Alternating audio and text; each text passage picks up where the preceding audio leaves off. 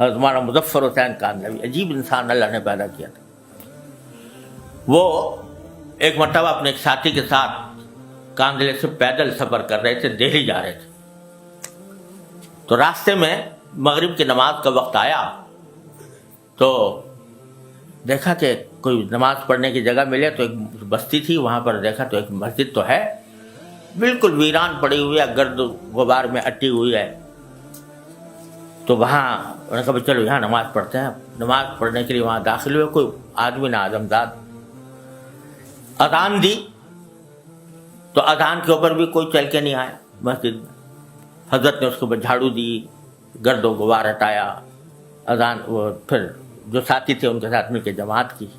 بعد میں بڑا افسوس ہوا کہ یا اللہ یہاں پر بستی میں مسلمان بھی موجود ہیں اور اذان کی آواز بھی ہوئی، کوئی بندہ نماز پڑھنے کے لیے نہیں آتا. تو حضرت بستی والوں کے پاس گئے جو مسلمان تھے، ان سے پوچھا کہ بھئی مسجد خالی ویران پڑی ہوئی ہے، آپ لوگ نماز کے لیے نہیں آتے؟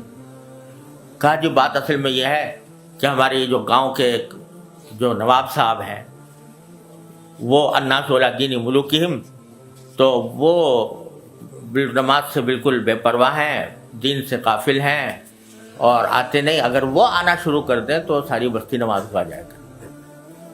کہا کہ اچھا مجھے پتہ بتاؤ نواب صاحب کا. نواب صاحب کے پاس پہنچے.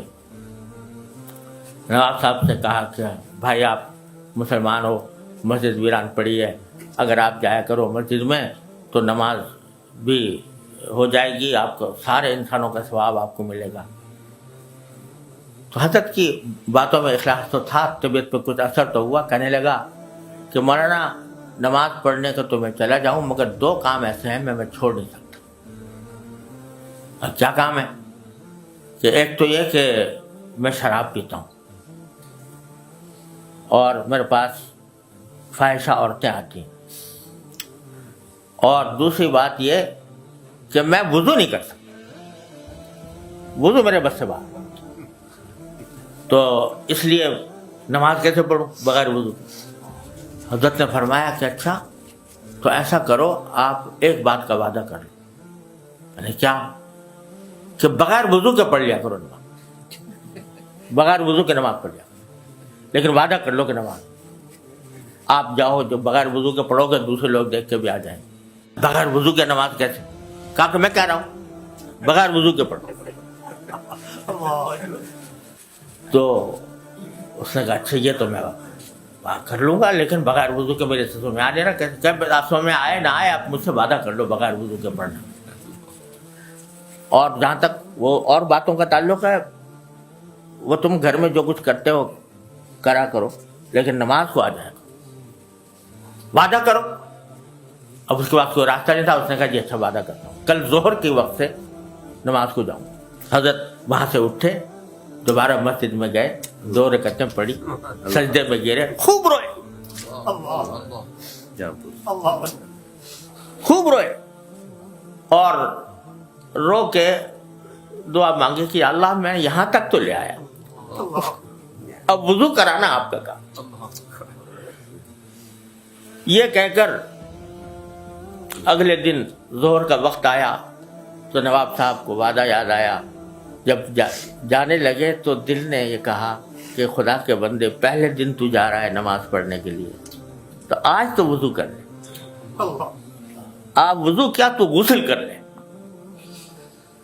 تو غسل کیا اور غسل کر کے مسجد پہنچے اور نماز پڑھی. اور اس کے بعد اللہ تبارک و تعالی دل ایسا بدلا کہ جو اور خرافات لگی ہوئی تھی وہ بھی چھوڑ گیا.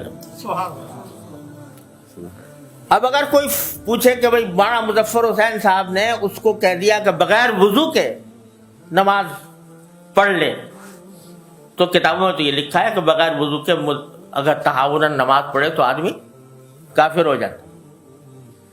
تو تنہا علم کی بات تو یہ تھی، لیکن تفقہ فی الدین یہ تھا. تو لیتفقہوا فی الدین فرمایا گیا.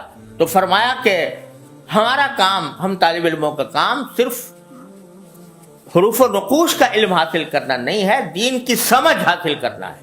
کس وقت کس بات کا کیا تقاضا ہے، دین کا کیا تقاضا ہے، اس پر عمل کرنا.